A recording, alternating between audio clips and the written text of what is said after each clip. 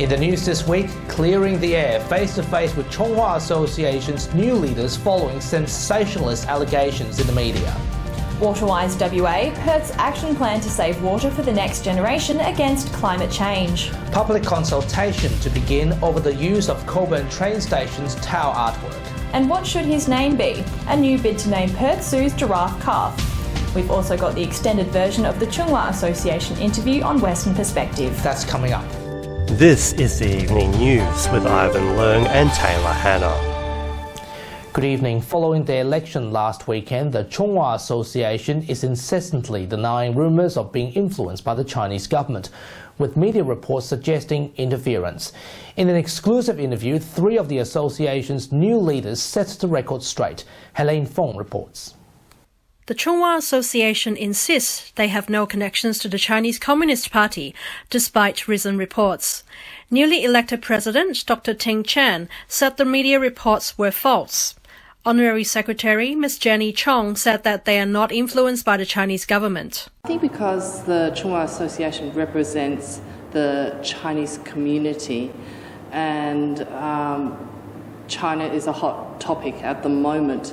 So people are looking at ways to scare the public and identify our association with the Chinese Communist Party. I think that this has been a bit of a blow to the reputation of the Chung Wah Association, at least in Western Australia, and that sort of mainstream normal Australians probably, this is a sort of causing them to be a little bit more suspicious about an organisation I don't think they should be overly suspicious about.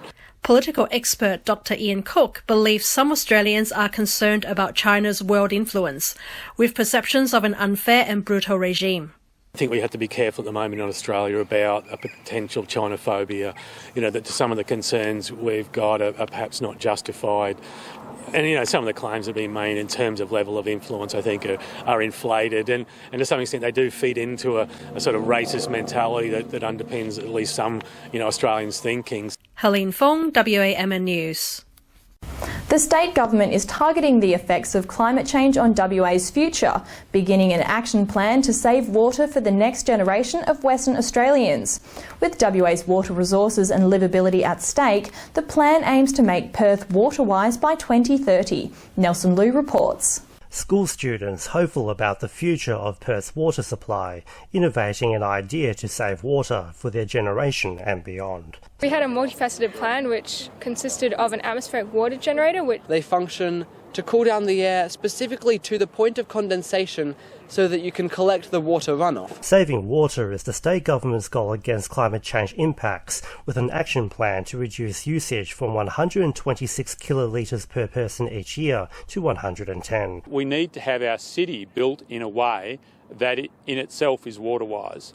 It aims to improve Perth's water security and livability by 2030, after rainfall dropped 15% since 1975. It'll also reduce pressure on costs to households. It's much cheaper to save water than to manufacture it. The state government says climate change has made WA's winters drier and the state hotter, depleting its water reserves, but claims its plan will improve water levels for the future. Experts say residents make a difference. Having a shorter shower, making sure that washing machines are full before a load goes on, spotting those leaks. They are free kicks. And for WA's youth, it's a win for the future.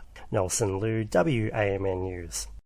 Fremantle detectives are appealing for information from the public regarding an incident in Spearwood which happened on early Monday morning. A number of people forced entry into a home by smashing a window before demanding money and stealing a motorcycle. One of the occupants was assaulted, causing injuries to his head. Shortly after, a security officer spotted a group pushing the motorcycle down the road. They approached a vehicle and hit the driver's side window with a small axe, which smashed through the window, narrowly missing the driver as it landed next to her. The group then fled the area and abandoned the motorcycle. So they've pushed the motorbike and made attempts to start it, and then they've hidden that motorbike locally in the area before fleeing on foot. So has the motorbike been found now? The motorbike's been recovered and is being tested for forensic evidence.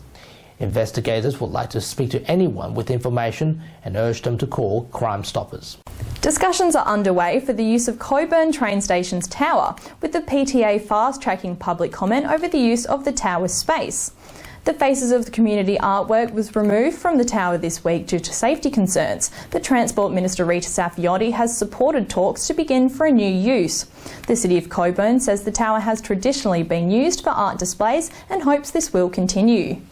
Well, as always with any type of public art, it does create a conversation, and I think that's the most important part about it.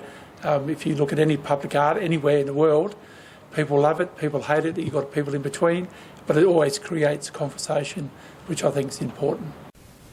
Mandurah train station is on the way up, with a new multi-storey car park announcement and tender application requests open for its design and build. A joint state and federal government project, both will contribute half of the funding towards the $32 million build, with contributions to commence next year. Transport Minister Rita Saffioti said car park congestion has been an issue here for years and believes this project will benefit the train station greatly. It's been an issue that's been raised, I think, for many, many years, is just how congested the car park is. 600 new bays, which will make life a lot easier for people. It's 50-50, $16 million from the state, $16 million from the federal government. The new car park will be built within the existing northern car park site and will boost overall bay capacity to about 1,700. The European Union has backed proposals to delay Brexit as Britain's political crisis continues.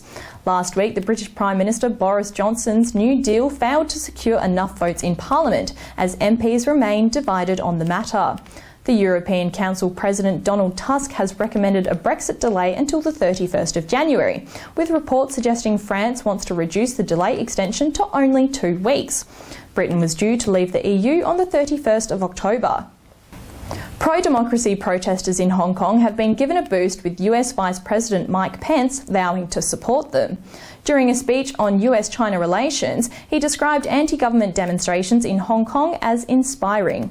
Although he criticised China for its trading behaviour, military posture and treatment against religious minorities, he says the United States doesn't seek confrontation with China.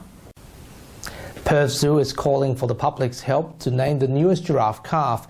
The healthily male giraffe was born as part of a regional breeding program to prevent the extinction of the species, as sadly giraffe have suffered a 40% population decline in the last 30 years. At just 19 days old, the young giraffe has raised a lot of awareness about the species, with more than 3 million people having watched his adventure on Perth Zoo's social media pages. They are looking for an African name to reflect the species' origin. Entries can be submitted via the Perth Zoo website. And that's our weekly news and current affairs. We have the latest news on the website and social media pages. Until next Sunday after 8 p.m, thank you for watching. Good night. Take care.